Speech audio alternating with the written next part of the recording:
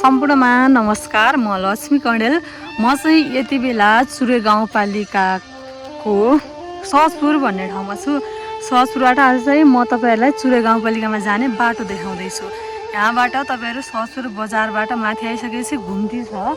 यो घुम्तीबाट तपाईले देख्नु भयो होला, यहाँबाट घरखेडा चुरे गाउँपालिकाको कार्यालय 6 kilometre, Nigali Chure 23 kilometre, Khairala Chure 2 45 kilometre र गरबा दरबार चुरे 4 चाहिँ 60 किलोमिटर छ, जुन सहजपुर बजारबाट। तपाईलाई थाहा नै छ होला, गरबा दरबार भएको ठाउँ चाहिँ चुरे पर्वतमालाको सबैभन्दा अग्लो स्थान हो। आज चाहिँ म तपाईहरुलाई चुरे गाउँपालिकाको कार्यालयसम्म कसरी जाने, कहाँबाट चाहिँ त्यो कार्यालयसम्म पुगिन्छ भन्ने कुरा चाहिँ जानकारी गराउँदैछु। भिडियोलाई अन्तिमसम्म हेरेर साथ दिनु होला।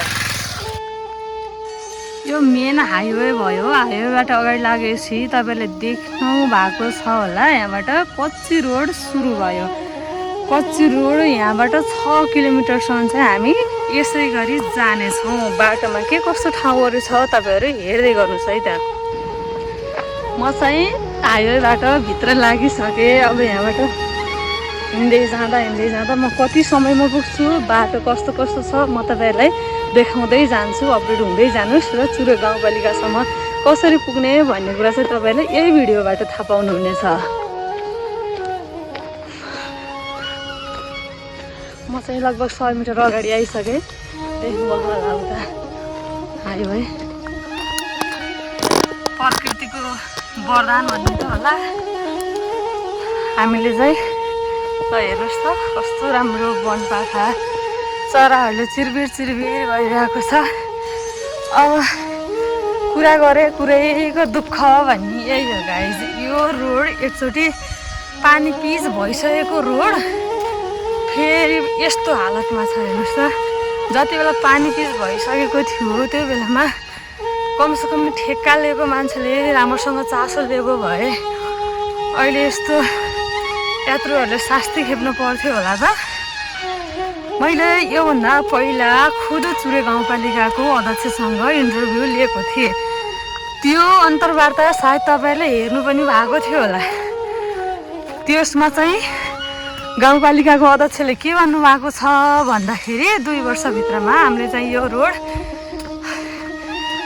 बनाउन प्रयत्न गर्नेछौँ भन्नुभएको थियो। 2 वर्षबाट त कटिसक्यो। त्यो भएर हामीले अब जसरी सङ्घबाट उडेको छ नि एमाले काङ्ग्रेसहरू, स्थानीय तहबाट नि उडाएपछि तब बल्ल हाम्रो ठाउँहरू विकास हुने होला। नत्र भने यस्तै हो गाइज। म तपाईहरुलाई 6 किलोमिटरको बाटोको अवस्था देखाउँछु कस्तो छ भनेर। गाडी पाउनु त कुरै छैन यो ठाउँमा। हिँडेर मान्छेहरू अब आफै भन्नुहोस् 6 किलोमिटर बाटो कति समयमा हिँडेर जान्छ। म निरन्तर यो बाटोको यहाँलाई हेर्नुहोस् ल। तपाईँलाई आज म नयाँ चिज पनि देखाउँछु। यो सल्लाहको रुख है, सल्लाहबाट निकालिएको खोटो भन्छ। यो चाहिँ कपडामा लाग्यो भने टालेर भिजेकै हुन्छ। हेर्नुहोस् गाइस, यस्तो खालको चाहिँ पुरा मेहनत गरेर निकालिरहेको हुन्छन्। सरी पोख्यो, निकालिरहेको हुन्छन्। यो चाहिँ के गर्छन् त थाहा छैन मलाई है। यो सल्लाहको रुख, यो रुखबाट चाहिँ प्रायः सल्लाह सबैमा यस्तो कोरेर चाहिँ खोटो निकालिरहेको छन्। अब हाम्रो चाहिँ गाउँघरको भाषामा खोटो भन्छौँ। अब तपाईहरुले चाहिँ के भन्नुहुन्छ है त। हेर्नुहोस् ल गाइज, म चाहिँ चुरे गाउँपालिका पुग्न ठ्याक्कै 3 किलोमिटर बाँकी छ। अब यति अगाडि आइसकेँ। 3 किलोमिटर चाहिँ म हिँडेँ। अब 3 किलोमिटर हिँड्न बाँकी छ। कति टाइम लाग्छ होला त मलाई यहाँबाट अझै 3 किलोमिटर हिँड्नलाई। रफ्तारमा हिँड्दैछु है। यस्तो अचम्म 1-2टा अटो त चल्थे। त्यही अटोले पनि भाउ खाएर फोन गरेको एकजनाको लागि आउँदैनौँ रे।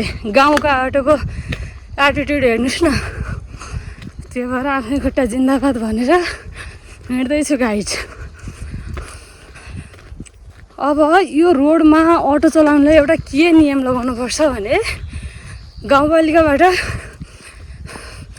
दर्ता भएको अटो मात्र चल्ने र यहाँ जति बेला सुकै पनि यात्रुले बोलाएको खण्डमा आउने नियम नबनाएसम्म यो बाटोमा यात्रुले शास्ति खेप्नुपर्छ। बुझ्नुभयो नि। एक दुईवटा अटो छन्, अब प्यासेन्जर एकजना अटो भरि त कहिले चाहिँ पाउँछ र। उनीहरूले पनि व्यवसाय गर्ने हो, हामीले पनि यात्रा गर्ने हो। हुन्छ नि अलिकति मानवता भन्ने चिज चाहिँ छैन है गाइजो ठाउँका मान्छेहरूको। गाइज अब चाहिँ 2 किलोमिटर जति चाहिँ छ होला। म थाकेर थाक परिसकेँ, हेर्नुहोस्। जति सक्दो छिटो घर पुग्नु छ म, त्यही भएर म दौडिँदै दौडिँदै हिँड्दैछु र पनि भ्याकै छैन।